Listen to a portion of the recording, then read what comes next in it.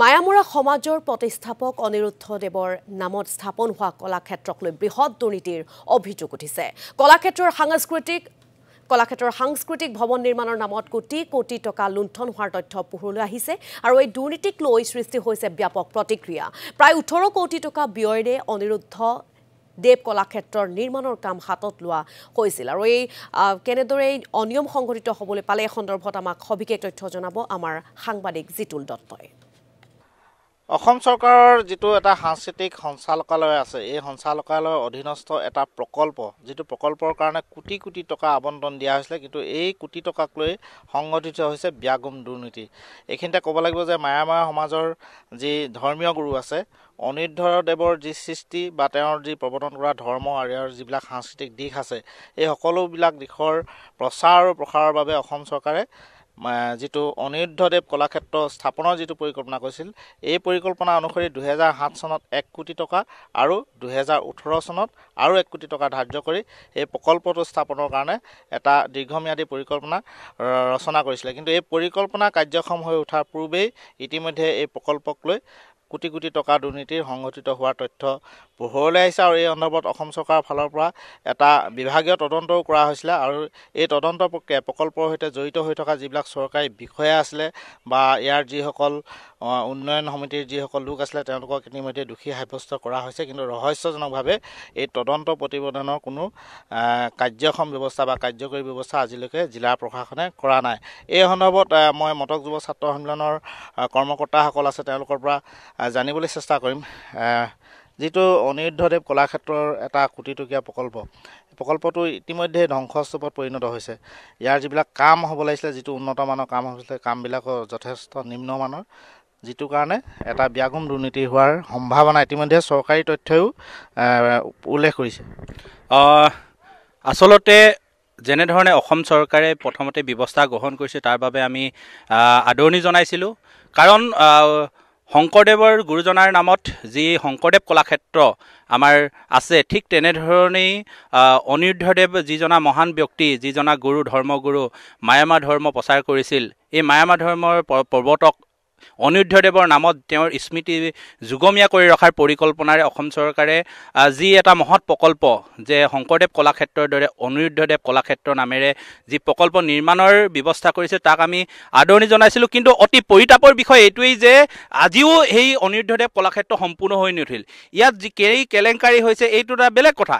এই কেলেংকাৰী বিষয়সমূহ চৰকাৰৰ হাতত তথ্য আছে, চৰকাৰৰ এটা বিষয়া আছে, প্ৰশাসন যন্ত্ৰ আছে। এই প্ৰশাসন যন্ত্ৰ আৰু বিষয়াসকলৰ দুৰ্নীতিৰ যদি তাত জড়িত হৈ নাথাকে, তেতিয়াহ'লে যিকোনো এটা বস্তু, যিটো এটা সম্পদ কেতিয়াও নষ্ট হ'ব নোৱাৰে। ইয়াত চৰকাৰৰ হেমাহি আছে। চৰকাৰখনে কৰিব নোৱাৰা কাম একোৱেই নাই বুলি আমি ক'ব পাৰোঁ। অসমৰ যিজন মুখ্যমন্ত্ৰী, সেই মুখ্যমন্ত্ৰীজনৰ হাততেই সকলো বিভাগ আছে। সেই তেওঁ কৰিব নোৱাৰা কাম একোৱেই নাই। তেওঁ যদি ইচ্ছা কৰিলেহেঁতেন এই উজনি অসমত সমাজখণ্ডত বসবাস কৰা লোকসকলৰ যি ধৰ্মগুৰু আছে, অনিৰুদ্ধদেৱৰ গুৰুজনাক যদি তেওঁ সদায় বিশ্ববাসীৰ আগত যদি জিলেকাই ৰাখিবৰ বাবে তেওঁ যদি চেষ্টা চলালেহেঁতেন, তেতিয়াহ'লে কিন্তু এই যে গুৰুজনাৰ নামত থকা এই অনিৰুদ্ধদেৱ কলাক্ষেত্ৰখন আজিও এনেধৰণে ধ্বংসস্তূপত পৰিণত হয়। ইয়াত কেলেংকাৰী হোৱাটো নিশ্চিত কথা। আজি আমি জানিব পাৰিছোঁ যে এখন প্ৰতিবেদন আছে, সেই প্ৰতিবেদনৰ দোষী সাব্যস্ত কিছুমান লোক হৈ আছে, তেওঁলোকক আজিলৈকে কিন্তু শাস্তিমূলক ব্যৱস্থা গ্ৰহণ কৰা। তাৰোপৰি এটা পৰিতাপৰ বিষয় যে আজি বহু এবছৰ আগতে যি ধ্বংসস্তূপত পৰিণত হ'ল, এটা বতাহ ধুমুহাৰ দুৰ্ঘটনাত পতিত হৈ ইয়াৰ সকলো ছাল উৰুৱাই লৈ গ'ল, ইয়াৰ বিভিন্ন বস্তু সামগ্ৰীবিলাক পৰি গ'ল। কিন্তু তাৰ পিছতো এটা ব্যাগুম বিভাগ থকাৰ পিছতো, কিন্তু এখন প্ৰশাসন যন্ত্ৰ থকাৰ পিছতো সেইবিলাকক উদ্ধাৰ কৰিবৰ কাৰণে সেইবিলাকক যিবিলাক সম্পদ আছিলে, ইয়াত যিবিলাক দুৰ্নীতি হোৱাৰ পাছতো যিখিনি বস্তু ইয়াত আছিলে, সেই বস্তুখিনি আজি ক'লৈ গ'ল, ইয়াৰ গ্ৰিলবিলাক ক'লৈ গ'ল। আৰু এটা অতি পৰিতাপ, ইয়াৰ নিৰ্মাণ কাৰ্যৰ লগত জড়িত হৈ থকা ব্যক্তিসকলক আমি প্ৰশাসনে ব্যৱস্থা গ্ৰহণ কৰিব, চৰকাৰে ব্যৱস্থা গ্ৰহণ কৰিব লাগিছিলে। কাৰণ 2 কোটিকৈ টকা, 18 কোটিৰ ভিতৰত 2 কোটি টকা ইতিমধ্যে ইয়াত খৰচ হৈছে।